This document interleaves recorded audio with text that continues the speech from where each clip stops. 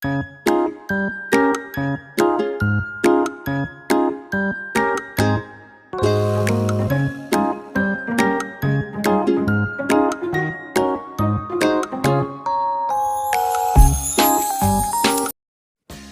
yun, Maya Pabengi, Kabalen, kayo kening kay Pampanga, yan nabe kaya po ipapitay.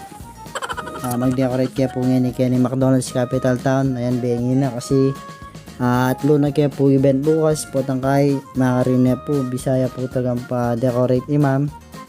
So, may kasabi tamo po Kenny kaya katamong venue, Kenny McDonald's Capital Town. Karambisa po mag-inquire. Ayan, mura po yung pamahan Kenny kasi po katang magkaya pong catering. Halos 400 per head na po na. So Kenny, man po miras, hindi man po aabot ng 300 plus yung mga food per pack mga boss. So ayan, hanapin nyo lang po si Sir JB. Yan, siya po yung lagi namin kausap dito na napakabait po na manager mga boss. At ayan, magde-decorate na din kami ni Paping at lolobo na rin kaya ka boss. Pagkatapos itatali na po natin yan.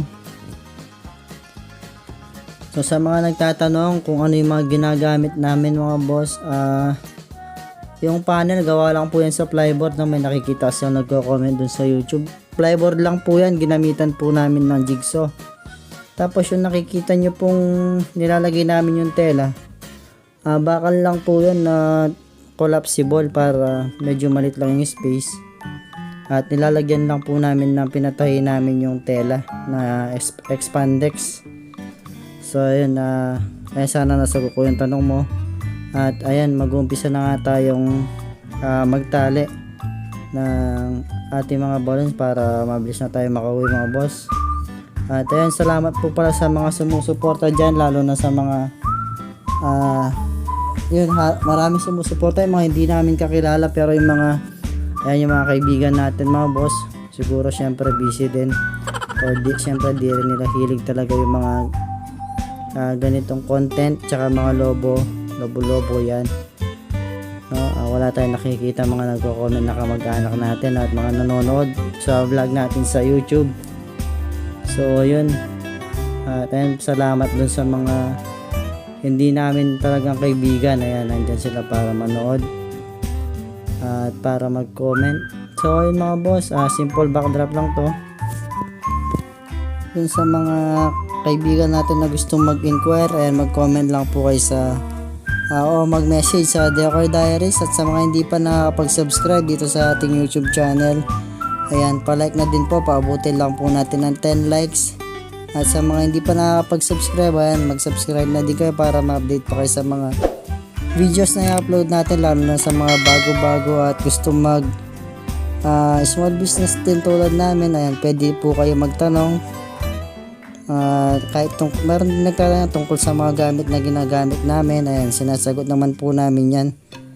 At ayan, sa mga balloons, ano daw yung size, ano yung kulay, ayan, mag-comment po kayo sa mga gustong mga nagsisimula. Meron din mga nagdi-DIY, ayan, nire-reply naman po namin yan. Hindi naman po tayo madamot sa mga information natin, no, napaka-simpleng lang, nakakatulong na din sa mga mami na nagdi-DIY. So ayan, gumamit din kami ng mga bending lights dyan. At ayan, double garland ko, parang pinapakapal ko yung lobo na nilalagay natin. So ayan, next gawa naman tayo sa kabilang gilid. Ayan, bali wala pa si Mrs. dyan, halos kakatapos na lang mga anak, kaya ayan, kaming dalawa ni Papi Tay yung nag-aayos lang dito sa ating isang simple backdrop. At ayun, shoutout po pala kila Inocencio Lingat, yan, taga Paralayang, kumpare namin, tsaka sa kumare namin si Tonay, yung kanyang misis. Ay, nakalimutan ko yung totoo pangalan niya, basta yun, si Tonay, tsaka sila May, sila Dong, ayan, sila Donna, ayan, yung mga lagi nag-share ng natin, mga nagla-like po ng mga videos sa mga pinopost natin na natatapos natin sa mga decor diaries, yan yung mga sinishare nilang mga nagawa natin.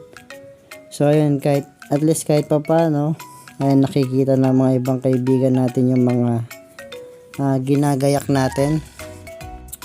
So ayun, share ko lang. Ayun yung kumari namin si Balloonaholic, nag-post nga siya ng tungkol sa mga may naririn ay habang nag-aayos sila ay may narinig siya na makanya niya mo, tapos makanya niya presyo, sabi niya pabilis tayo mong inari.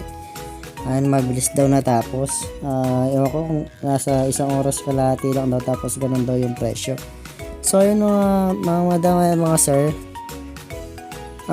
bali po yung mga halos binabayaran po talaga dyan, yung mga balloons, yung mga props, syempre, no? Bukod sa balloons, ayan, lalo na ngayon tumaas yung mga operasyon ng mga lobo. Syempre yung mga props. Tapos bukod sa props, yung mga ginagamit pa po naming mga panel, no? Syempre lalo na yung sasakyan, syempre gagamit ka ng sasakyan, magagas ka pa. Syempre ayan, katulad ng ano na yan, yung nakikita niyo yung pangalan na dinidikit ko. Ayan, binabayaran po namin, kung nakikita niyo yan, 500 pesos po yan. Ano? Bali, syempre, nung nakita namin yan, ginawa niya lang halos wala man 2 minuto yung pagkakaligrafi niya. Bumuo lang siya ng pangalan.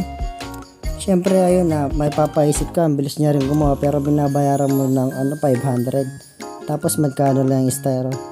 So syempre respeto lang. Bali po yung halos binabayaran talaga natin sa mga ganyan, yung pong kanilang talent, yung skill po nila, na maganda yung pagkakagawa, quality, no? Syempre yung pinag-aralan po nila na mag-calligraphy. Syempre hindi lang naman po buwan yung ginugol nila dyan para ma-master po. Kaya po kung mapapansin nyo, mabilis po silang mag-drawing, magsulat.